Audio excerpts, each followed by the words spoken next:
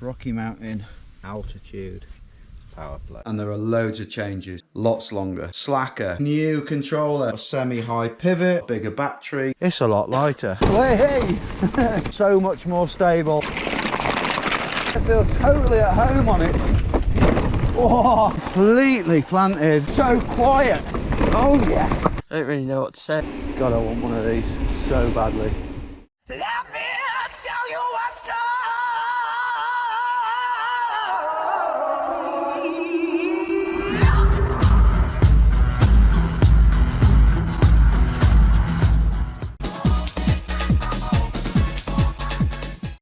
Hey guys, we got an absolutely special, amazing treat for you today. We have the new Rocky Mountain Powerplay Altitude.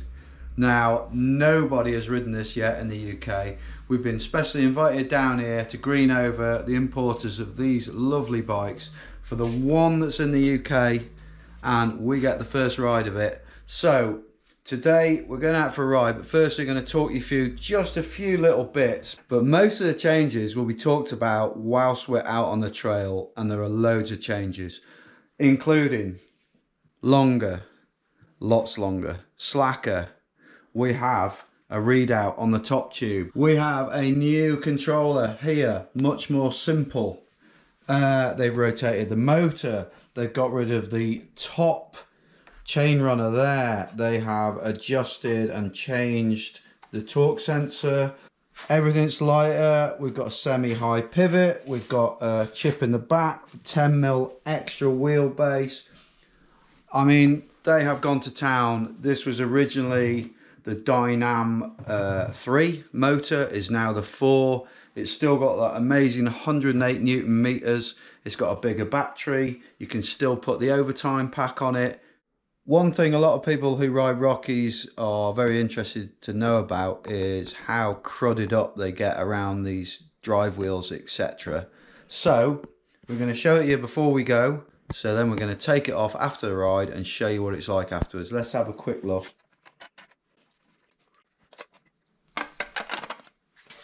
So there you go. That is where it had the original top roller, and by rotating it, they've got the drive wheel here. So it is like a virtual medium high pivot point. That's your torque sensor. And then you have your chainring here. So that's it, nice and new. So let's get out on the trails and let's see how this thing rides. Right, here it is. Well, straight away, the first thing that comes to mind is I ride my regular bike is the Slayer, which is their park bike, and this being a large and it's been a lot bigger than their 2020 model. It feels so similar sat on it. So looking down at the cockpit, you see there, you got the readout. You can set that so it's all different brightnesses. You can have it stealth, normal or bright, and there's so many different settings in this thing, it's ridiculous. First little downhill, I mean this is a nice simple section. Straight away you're up to the cutoff, but because the bottom bracket isn't attached to the motor, it's so easy to actually pedal above it and still accelerate, because you don't have that drag that you have on most other motors. We're on eco mode, and eco mode, the way it's set, remember you can change all these settings to how much it gives you, and this is like, kind of feels like about the same amount if you're riding uphill on a gravel bike. Then trail is a bit more, a bit easier. Trail plus is very easy, and ludicrous, as you can imagine, is ludicrous. They've worked a lot on the noise of these bikes. They never had an engine whine, it was more cog noise. Right, so this bit is the bit I should enjoy a lot more because it's a lot lighter.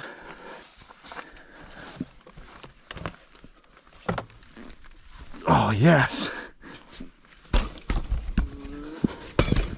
Oops.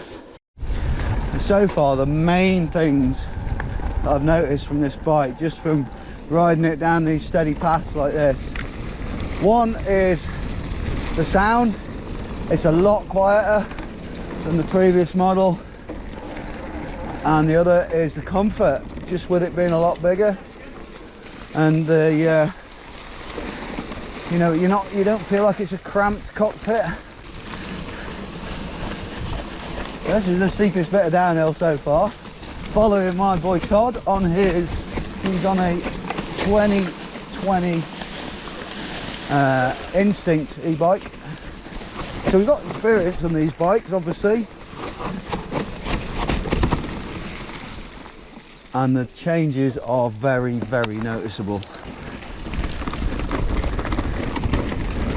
So a bit more pace now on this way.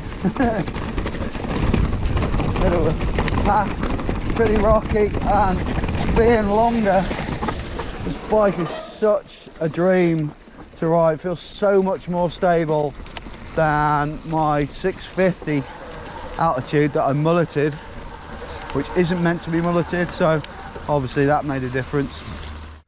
Okay guys, so there's so much to talk about on this bike, and they've made so many changes. I will try and get through them all now. Starting at the top, you have the controller here. They've done away with the plastic iWalk that was on previous models, and you have basically up and down, and then you've got another button here. So we have Eco, Trail, Trail Plus, and of course Ludicrous, and you can set everything off here now. It can all be changed. So setting this, which I guess you'd call like the home screen, this is a screen you'd have while you're riding along. So you've got your like your average miles per hour, you've got your trip, and also on the top here you've got the mode. So the mode adjustment here, really easy to operate, and you can change also how much pressure you put on the pedals before this thing starts to move. So it's not just set. So I mean, the amount of adjustments on here is ridiculous. It's more than I can take in at the moment. But let's talk about some of the other features of the bike. So you've got like 30, 50, 70, 90, you've got all these different models, and you've got some in carbon and you've got some that are aluminium. It just seems to be endless amount of choice, so that's entirely up to you, and obviously they all have different components. I'm not really going to be touching on the components too much, because I think that's just like the choice of how much you want to spend and what you want. And also, if you're running these bikes, once they start to get tired, you'll replace them with, you know, your choice of, say, grips, bars, whatever. But the major changes, if we look down here, so you see here we have like a bump stop to protect the frame from the top of the forks. So the battery now is a 720 watt hour instead of a 672. So absolutely tons of power there, you know, tons of life. And you can also add the overtime pack, so you're then running at well over 1,000 watt hours, enough for a huge day. And there's more room here for a bottle as well. They've done away with a Ride 9, which is 9 different positions, which is like a chip inside a chip, and they've gone with a Ride 4, which is just one chip. So you can set this, which will change, it'll change the wheelbase, it'll change how linear, how progressive it is, how low your bottom bracket is, it'll change your head angle. So head angle, when this thing's on its slackest, 63.5, so we're talking slack, and we're talking much longer. And talking of length, if you move to the back here, not only has this bike grown in length with a much longer wheelbase, especially as it's now gone to a 480 reach on a large, you can also adjust that by 10mm by this little flip chip. We're currently running this in the shorter wheelbase. So lovely short back end, with them having a standard bottom bracket in there, unaffected by the motor. This is 437, obviously 447 if you swap this chip over. Bearings, this year on the 22 model they've gone with like a double bearing, so the bearings are much beefier and will last a lot longer. So check this out, on certain models of this bike, they come fitted with a cush core, which is basically the most expensive tyre liners you can get. I mean, that's super impressive. I mean, most bikes just turn up with the tubes in. These not only are they tubeless, they have the cush core as well. Also on travel for the Altitude, they've gone up 10 mil, so we are 160 on the back, 170 on the front. This bike feels so much more like a regular bike as you get it up to speed. It's so much more throw aroundable. Yes.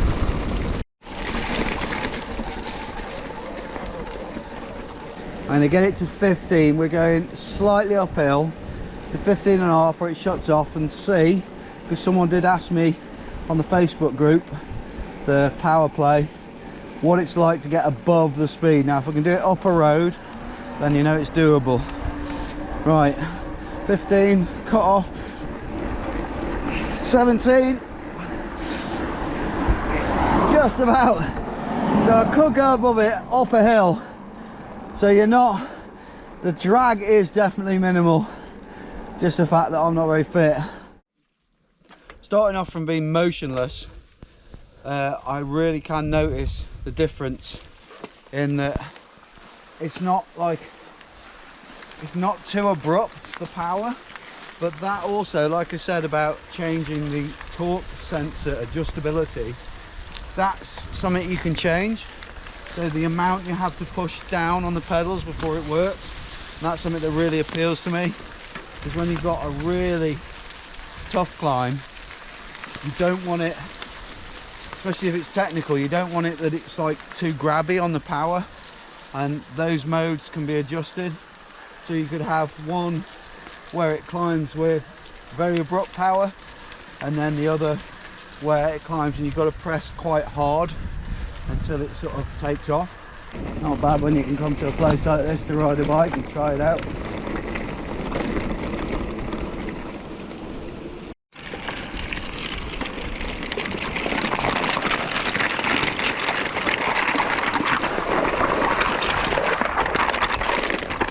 Whoa! So like I said, originally the noise that you would get from previous models would be, it's like the sound of the gears, it's the sound of the chain going around the pulleys, and it would be a slight rattle, and it's always fine with me. But with them having worked on the noise aspect of it, all you hear now is a really slight whine of the motor. In fact, it's deadly silent right now, but I will demonstrate it when we're on the next climb, because obviously the more you're climbing and working that motor, the more noise it will make. But it's amazing how much quieter this bike is. More of a climb now. We're in Ludicrous. I know we're in Trail Plus, so I'll pop it into Ludicrous, and that is as noisy as it gets. I think we can cope with that, can't we? That's absolutely fine. It's nowhere near as noisy as the whine of a Bosch or a Shimano motor.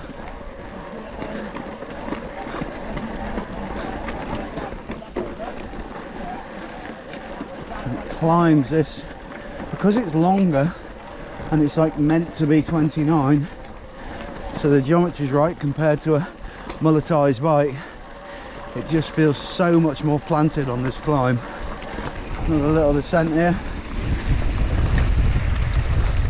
It's like I said before, because I've been riding the Slayer, and this is, I mean, this is longer than it, but it feels so similar. It doesn't feel like anything different to ride. I feel totally at home on it straight away. Brilliant.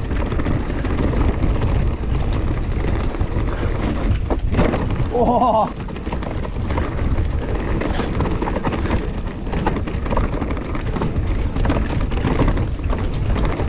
Whoa, Rodders. Oh, crap line. Did you just get out by the dog rose? This thing pops so much easier than the other bike as well, just because it's lighter. I thing I really want to try on this bike, especially after doing EWSE on my mulleted bike, where I really struggled on the technical bit, was to ride something technical.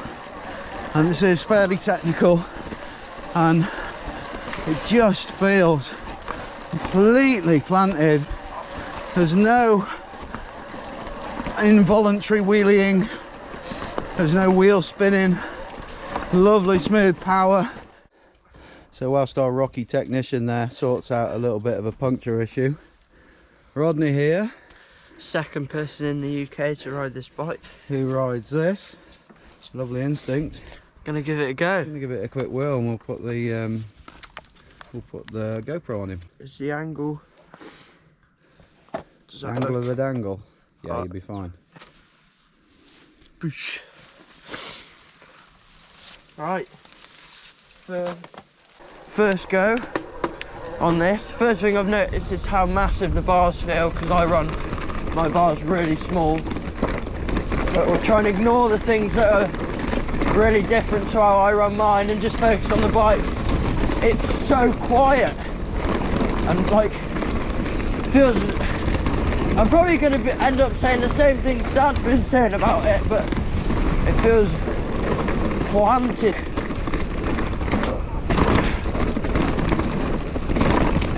It's obviously quite a lot longer than mine. I'm on the short travel as well. I'm on the Instinct, and yeah, pretty mad. So nice.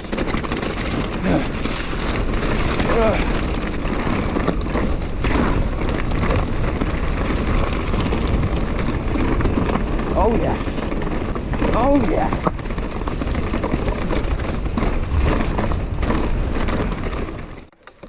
Now back up. Let's see what this is saying. But yeah, I don't know if I felt faster or slower down there, but the bike felt like it handled it. It just sucked everything up. Because obviously it's a lot longer, it just plows through everything. And when I pulled up a bit, it felt like it pops so much more because it's lighter. Right now I can hear the motor, and it's a completely different noise. It still makes a bit of noise. I don't think you could make a fully silent e-bike motor, but it's more like an electric-y whiny sound like on the Shimano, because the old one was like sort of like gears noise. Don't know how to explain it. Let's get some pace on.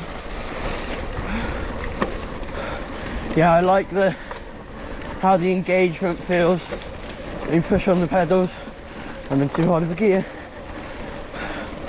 Let's see how it is when it gets technical. Ooh, gears. Sorry, Rocky Mountain, I crunched them then.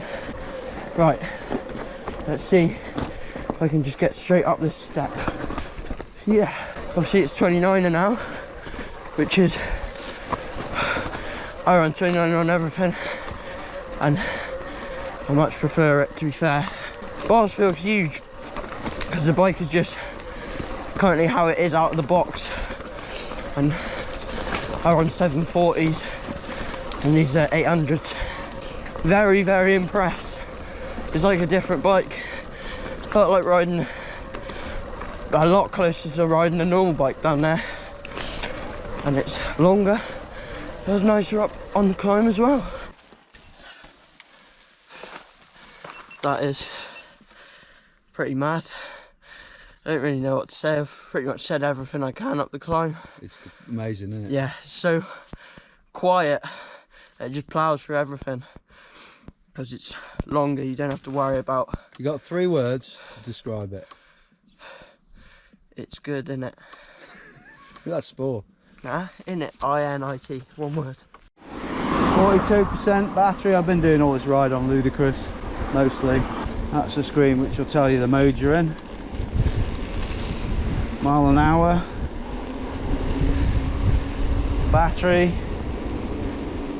RPM, don't even know what that means.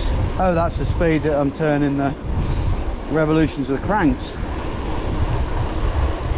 Ah, oh, that's good. So that tells you your ideal RPM. That's really good. So easy to hop it up over these like steps like that. Something I realise I haven't tried yet because I don't use it on mine, and that's walk mode, which apparently is loads better on these. So press and hold down the bottom. Oh, look at that. Yeah, wow. And can I change gear at the same time? Yep. This is a C70. I am going to talk about the components. I said I wouldn't, but I might as well. WTB ST130 rims. As I said before, we've got the 38 Performance. Rocky's own bars, XT4 pots. These things weren't too good right at the start, but now are amazing. Now they've got the bite just because they were brand new. ODIs, we're using these now, loving them. I'd say that's a 40mm stem. Don't know what it is. FSA, yes. Obviously it's carbon. Loving these cable bits on the carbons, very clean. Got the Performance Float Fox. Race face dropper. That's not fully extended, but I think that's possibly a 160. The lovely one WTB saddles, we use these anyway. Going down, there's the motor, turn slightly on the skew. They come with this chainstay protection, no needing to add it. There's your flip chip. If I have more time on this bike, I mean, I will be getting one of these eventually. I think I'd run it in long wheelbase, depending actually where I was riding. Maybe tight in the trees, you wouldn't. Going around to the other side. Cranks a race face with their own bottom bracket. I think it's 93mm possibly. Chargers on this side. And then open it. How do you open it? There we go. Nicely sealed. That's really well sealed actually. Pushes on nice and firm. And there you have it. The C70 Rocky Mountain Altitude Powerplay.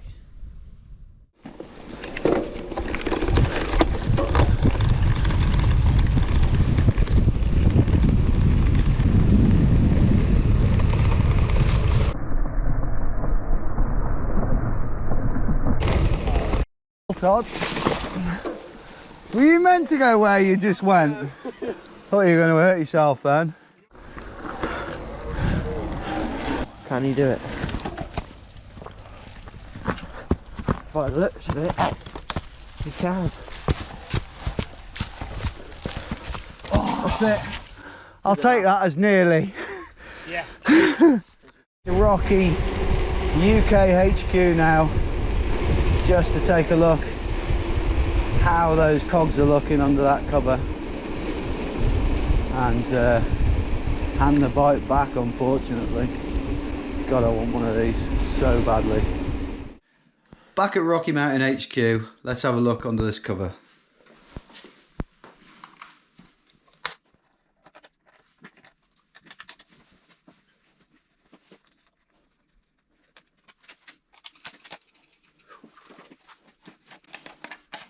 There we go. And there you go. That's how dirty, or should we say how not really dirty, it gets. That's it. Yeah. Pretty impressive. So what do I think about this bike? Obviously we are supported by Rocky Mountain, I have to tell you that, but I'm brutally honest when I ride bikes. I mean, they've made it longer, check. They've made it slacker, check. They've got 29 wheels and 10mm more travel, check. Everything is perfect. They've got, this is bought in-house and a much better controller. You've got the readout on here.